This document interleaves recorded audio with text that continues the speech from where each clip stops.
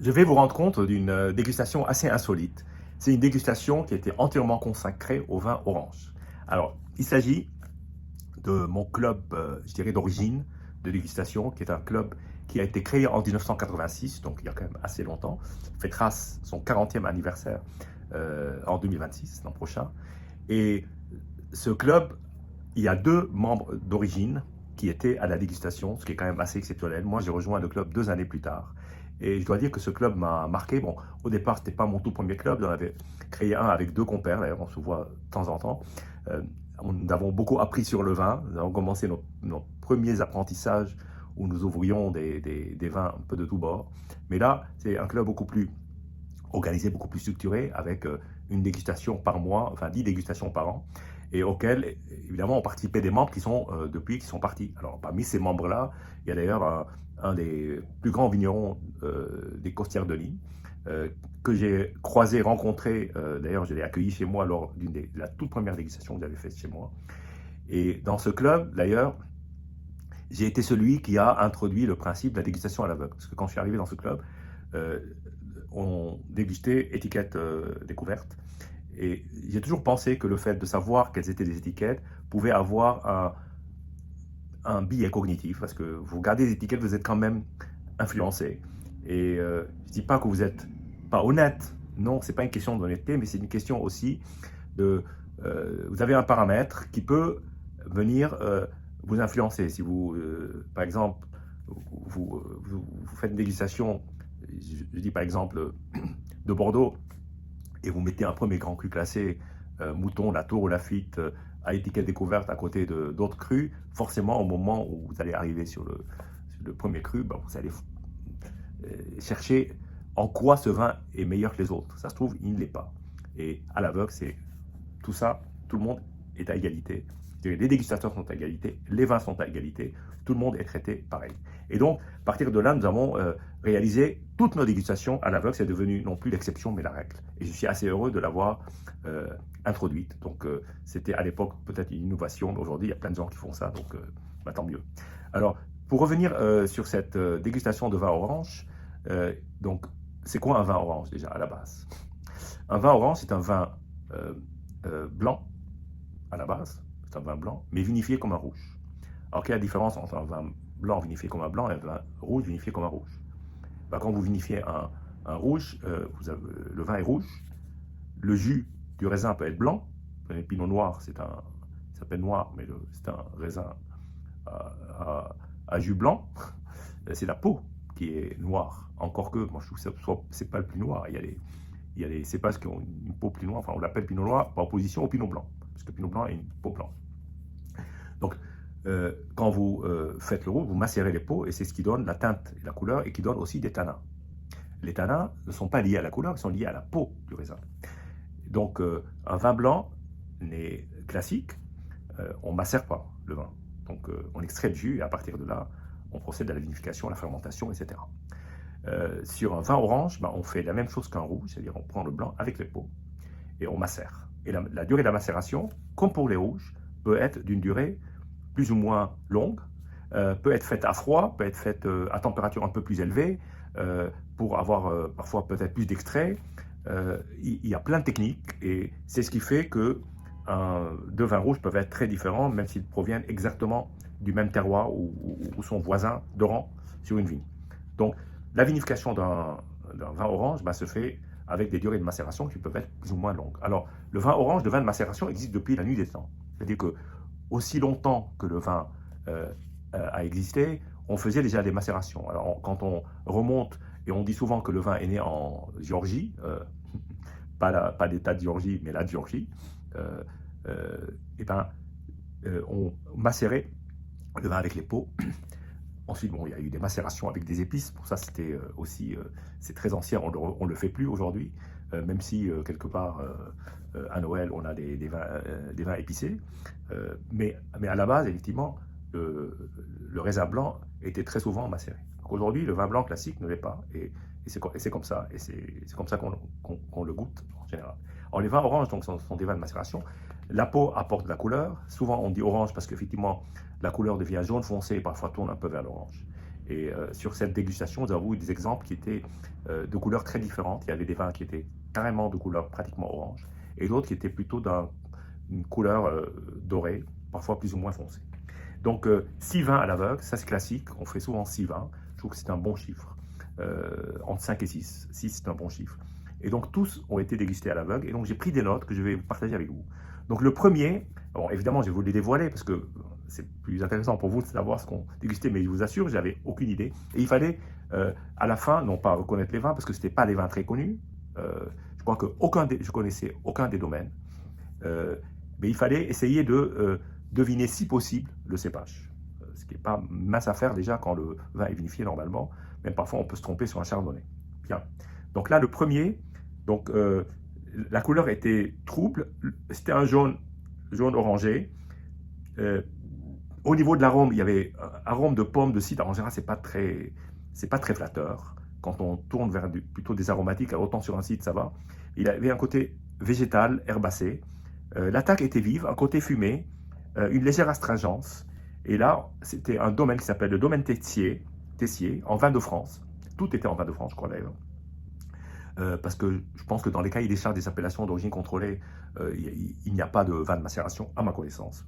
Je me trompe peut-être. Et le vin, le cépage est un romorantin, qui est un cépage qui est en Indre-et-Loire, tout près de la ville, qui s'appelle la ville de Romorantin, et qui produit des vins blancs secs, qui sont d'ailleurs excellents. Il y a un domaine des Huards, si certains d'entre vous connaissent. On est sur des sols argileux, 5 mois dans un quévri, comme à l'ancienne. C'est un vin qui est non filtré, et ensuite qui passe en inox avant d'être mis en bouteille. Donc le vin s'appelle Romorantique. Voilà, un petit jeu de mots. Ensuite, nous sommes passés sur un vin qui s'appelle le Cyrus, d'un vigneron qui s'appelle Éric Chevalier.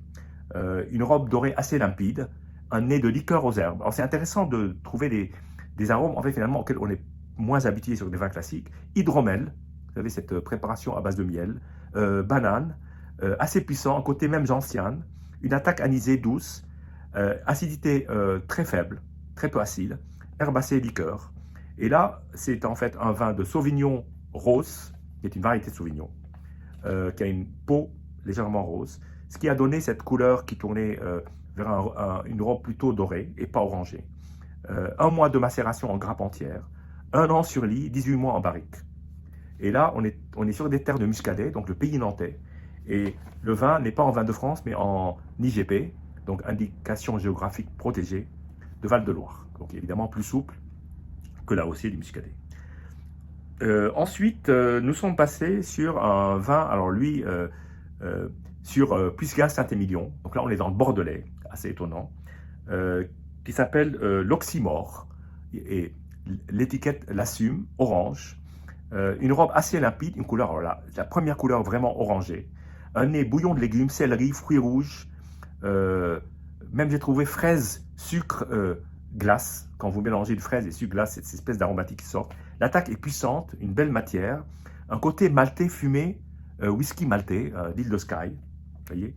Et là, c'est un 100% sémillon. Macération 21 jours. Le vin suivant, alors ça a été la grand coup de cœur de la soirée. Alors, je peux en parler assez librement parce que c'était à l'aveugle, sauf qu'il s'agit d'un ami qui fait ce vin, avec son fils, c'est plutôt son fils et son père. C'est le fils l'œnologue et le père qui l'accompagne et qui a pris le vin avec son fils. La famille Sphère, Pifa Papa, sur un vin qui s'appelle le vin orange de Belle-Maman. Alors c'est un vin qui a, je pense, 4 ans, et qui est intéressant d'ailleurs de voir qu'un vin comme celui-là, que j'ai déjà goûté, ait pu vieillir aussi bien. Là, on est sur un nez puissant, abricot marmelade, pâte d'abricot, ressemble à un vieux sauterne, idem après agitation, donc on retrouve le même nez, floral, attaque très puissante, abricot, coin. J'ai trouvé de la pistache, rare sur des vins purés de fruits, une légère chaleur en fin de bouche et des tanins. Et c'est un vin qui est réalisé avec du muscat. Bien, ensuite, nous sommes passés à l'avant-dernier vin, qui lui est un vin qui s'appelle, alors le domaine s'appelle Émile et Rose, qui est un artisan vigneron à Cornellan, Alors, Corléans se situe dans le Languedoc. C'est vraiment un nom d'un vin de Languedoc. 100% chardonnay, un nez très expressif, très fin, floral. J'ai noté, moi, chardonnay. Je pense que ça l'était. Peut-être que je me trompe. Non, bah non. J'ai noté chardonnay, mais en fait, c'était un carignan blanc. Carignan blanc. Alors, je connaissais carignan rouge, mais il y a du carignan blanc, qui est un cépage assez rare, qu'on voit très peu. On est sur la région de Béziers, et donc c'est un vin qui, lui, est en indication géographique protégée, IGP, coteau de Béziers. Je ne savais pas ça existait. Donc ce sont des vignes de 1930, 100% carignan blanc. Alors, il avait un côté pharmaceutique, il faut reconnaître, ce qui n'est pas forcément un compliment, mais qu'on peut retrouver d'ailleurs de manière très, très belle sur des liqueurs comme la chartreuse. Une bouche assez saline, fruits secs, avec une chaleur en fin de bouche. Mais la robe est très dorée, très très très légèrement orangée. Et ensuite, nous avons terminé la dégustation avec un vin blanc de macération qui était le plus âgé de tous, lui un 2021, nez expressif pâtissier, une belle couleur orangée, une attaque assez puissante. Il s'appelle Spectaculaire, d'un vigneron œnologue qui s'appelle Jeff Carrel, qui est très connu. Là aussi, on était à nouveau, je crois, dans le Languedoc, mais sur l'Aude. Le vin précédent était sur l'Hérault. Là, on était sur l'Aude. C'est un vin avec une attaque assez puissante, un toucher poudré, agrumes, pamplemousse, orange, sanguine. Lui, alors du coup, c'était, je crois, le seul vin d'assemblage, donc difficile à reconnaître. On retrouvait le muscat du 4e vin et un assemblage de muscat et de sorelli qui, pour moi, est un cépage que je découvrais pour la première fois. Voilà. Nous avons, je pense, été au bout d'une dégustation qui était assez surprenante et très belle. Et nous avons eu droit à un magnifique repas autour de ces vins, avec une terrine de sanglier de la maman de Laurent, Laurent qui a organisé la dégustation chez lui, et une superbe terrine de sanglier. Ensuite, nous avons eu un magnifique biche cuite longtemps, avec des petits légumes. C'était super préparation de gibier, c'est la saison du gibier, accompagné de tagliatelle. Et nous avons fini ce moment assez fabuleux avec des fromages. Ça nous a permis de faire des associations entre certaines pâtes, par exemple persillées, et puis ce magnifique vin de muscat, de vin orange du pif à papa. Et ça nous a permis aussi de pouvoir combiner toutes les possibilités entre fromage, plat, vin orange, et finalement de réaliser en conclusion que le vin orange est un vin de repas qui peut très bien accompagner tout un repas avec de la charcuterie comme une belle terrine de gibier, un plat longuement cuit avec des arômes un peu d'agrumes dans la sauce, parce qu'il y avait en fait des épices un peu orientales, un peu indiennes, qui venaient relever le plat et qui trouvaient écho dans certains des vins qu'on a goûtés, et puis aussi un plateau de fromage. Et donc là-dessus, nous nous sommes quittés. C'était une superbe soirée. J'étais heureux de retrouver mon club de dégustation que je n'avais pas revu depuis quelques temps.